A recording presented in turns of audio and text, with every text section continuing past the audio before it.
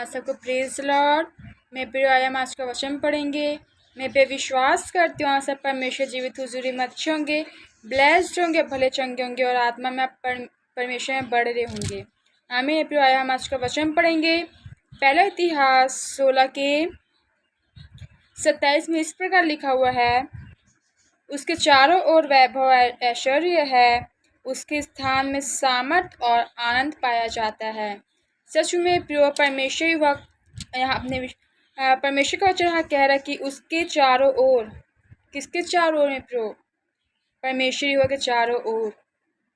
जब प्रिय हम परमेश्वर की हुजूरी में जाते हैं, हम परमेश्वर से प्रार्थनाओं को करते हैं, विनतियों को करते हैं, तो परमेश्वर का वचन कह कि उसके चारों ओर वैभव और ऐश्वर्य है, उसके स्थान में सामर्थ और आनंद है।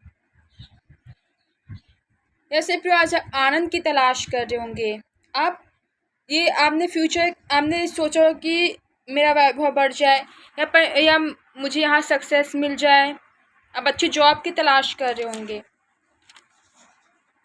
मैं प्रिय बोलना चाहूँगी कि जब हम परमेश्वर पिता के स्थान में होते तो परमेश्वर के चारों ओर क्या है मैं प्रिय? वैभव और ऐश्वर्य। और जब हम परमेश्वर के स्थान में बैठेंगे तो परमेश्वर में सब चीज़ों से हमें नवाजते हैं मेरे प्रियो। सामर्थ और आनंद है उसके स्थान में।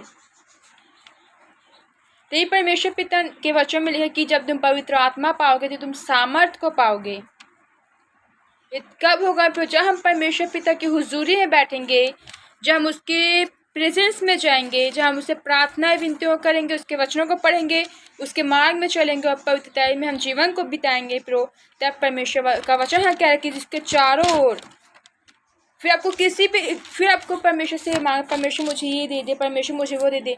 जब परमेश्वर को खरी चाल चलते हुए देखेंगे प्रियो, तो परमेश्वर आपको ऑटोमेटिक सारी चीज़ों से नवाजेंगे, ब्लेस करेंगे। हाँ, हमें परमेश्वर से मांगना है, लेकिन कुछ चीज़ें ऐसी कि बिना मांगे परमेश्वर हमको ब्लेस कर देते हैं। हाँ, परमेश्वर जानते कि ये बेटों को ये चीज़ की ज़रूरत है, मुझे इसको देना पड़ेगा।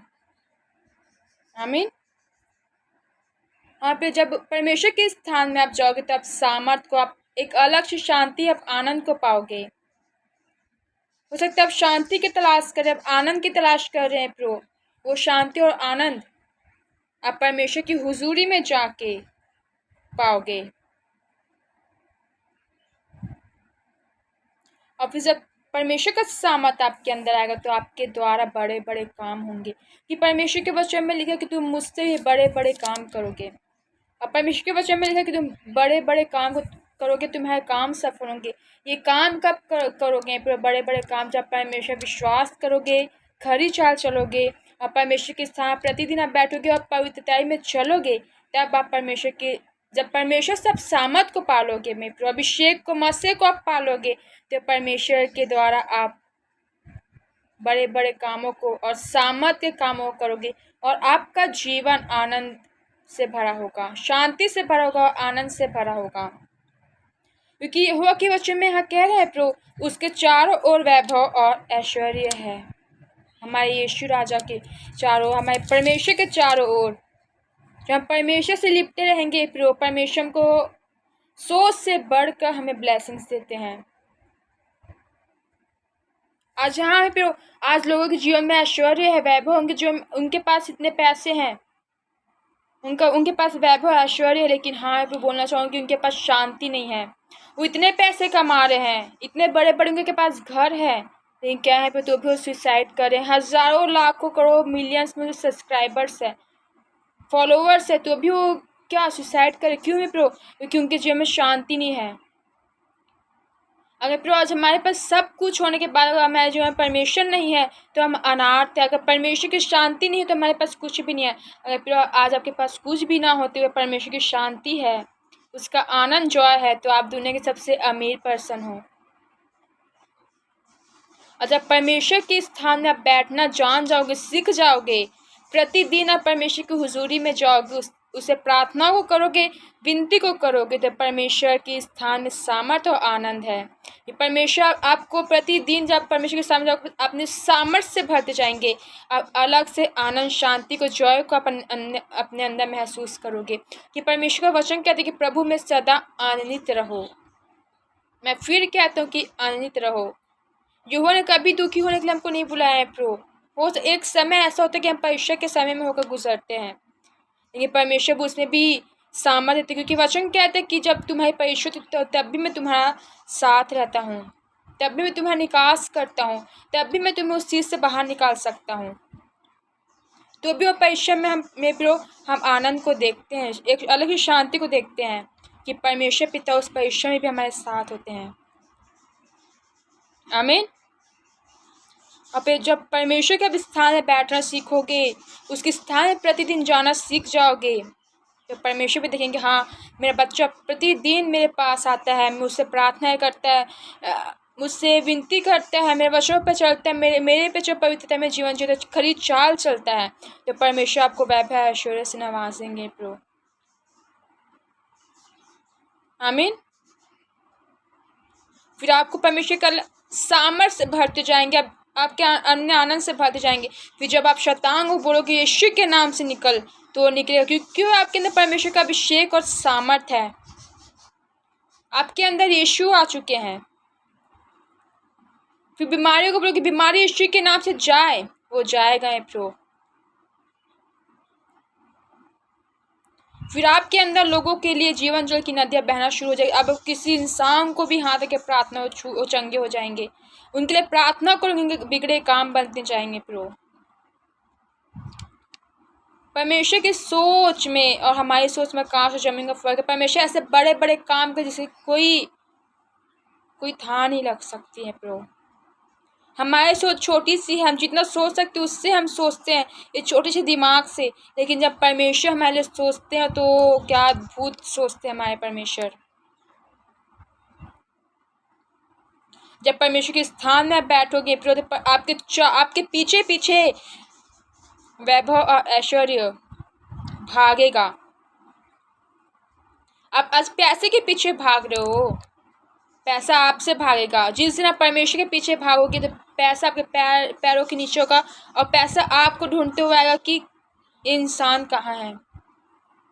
क्योंकि मेरे परमेश्वर हमारा गरीब नहीं, परमेश्वर हमारा इतना अमीर कि वहाँ स्वर्ग में सोने की सड़कें हैं। तो परमेश्वर आपको कितने सुंदर घरों को बना करके रखा होगा। आमीन। इसलिए मैं बोलना चाहूँगी, जब आप परमेश्वर के स्थान में बैठना सीख जाओगे, उसकी हुजूरी में जाना सीख जाओगे, तो परमेश्वर आपको अपने वैभव ऐश्वर्य से नवाजेंगे और अपनी शांति, अपने आनंद से आपको भर देंगे प्रभु। और जब दुष्ट आत्माओं को डांटोगे, परमेश्वर के नाम से प्रार्थना करोगे, सारे प्रार्थनाओं का जवाब यहोवा परमेश्वर आपको देंगे।